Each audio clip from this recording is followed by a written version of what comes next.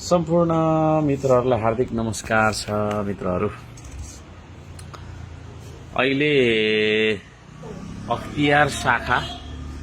अख्तियारको शाखा इटहरीले चाहिँ धरान उपमहानगरपालिकामा अनुसन्धानको लागि आउने भनेर पत्र पठाइराखेको छ। र म चाहिँ के भन्न चाहन्छु भने, आउनुहोस्, आएर सुरुमा मलाई भेट्नुहोस् हैन। मलाई नभेटिकन तपाईहरु यता त्यता छिर्नु थाल्नुभयो भने फेरि त्यहाँ त्यो अलिकति हैन अपमानित बन्नुपर्ने स्थिति पनि आउन सक्छ। त्यसले गर्दाखेरि सुरुमा मलाई भेट्नुहोस्। अनि मैले थुप्रै मैले चाहिँ नि पठाएको छु त्यहाँ हैन, मेरो उजुरीहरू। त्यो उजुरी उप कुनै किसिमको कारबाही नभएको भन्ने मलाई चाहिँ लागेको छ। म अब धरान उपमहानगरपालिकाको प्रमुख, अब मेरो एगेन्स्टमा चाहिँ श्रमदान किन गराएको, पार्क किन बनाएको भन्ने खालकोहरू थुप्रो आइरहन्छ। र त्यही कुराहरू लिएर तपाईहरु आउने होला अहिले हैन। ठीक छ, आउनुहोस्। तर आउनु भन्दा पहिला चाहिँ त्यो मैले पठाएको छु। अब त्यो मेरो एगेन्स्टमा चाहिँ बिना नामको बेनामी उजुरीहरू छन् हैन।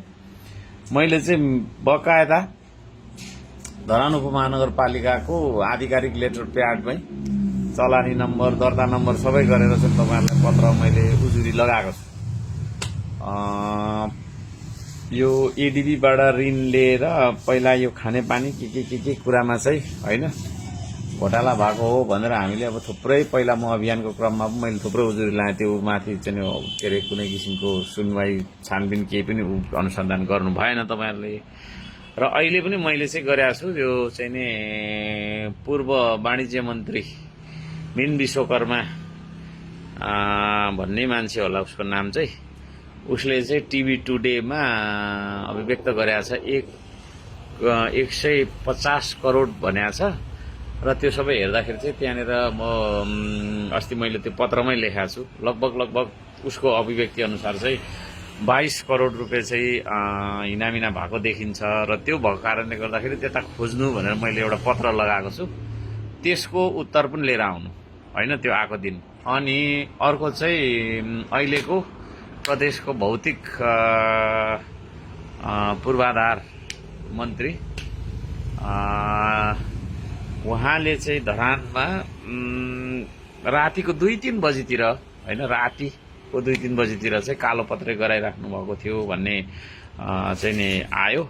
र यो आइसकेपछि चाहिँ राति त्यत्रो काम गर्नुपर्ने आवश्यकता के थियो, त्यत्रो ताउती के थियो, त्यो पनि पत्ता लगाउनु होला भनेर थिएँ। यो दुईटा पत्र चाहिँ कहाँ तपाईहरुले कहाँसम्म अनुसन्धान गर्नुभयो, त्यो अनुसन्धानको रिजल्ट पनि लिएर आउनु है। होइन भने चाहिँ अब अलिकति छुचो बोल्नुपर्छ होला मैले पनि जस्तो लाग्छ। के छ कोन त तपाईहरुको है, के छ है। ल है, त्यो गरौँ है। ल है, सबैले यो भिडियोलाई व्यापक सेयर गर्नुहोस् है, सबैले बुझुन् न के हुँदैछ हैन। पारदर्शिता, सुशासनको पहिलो आधार पारदर्शिता धरानमा। र अहिले चाहिँ नि यो अख्तियार भन्ने चाहिँ पार्टीको हैन, अब मलाई मन नपराउने मान्छेहरुको चाहिँ नि एउटा उसको रूपमा चाहिँ काम गर्छ जस्तो मलाई लाग्छ। त्यस हेरौँ अब के हुन्छ हैन, लिएर आउँछन् आउँदैनन् हेरौँ है। सबैजनाले सबैले सेयर गर्नु होला। Thank you.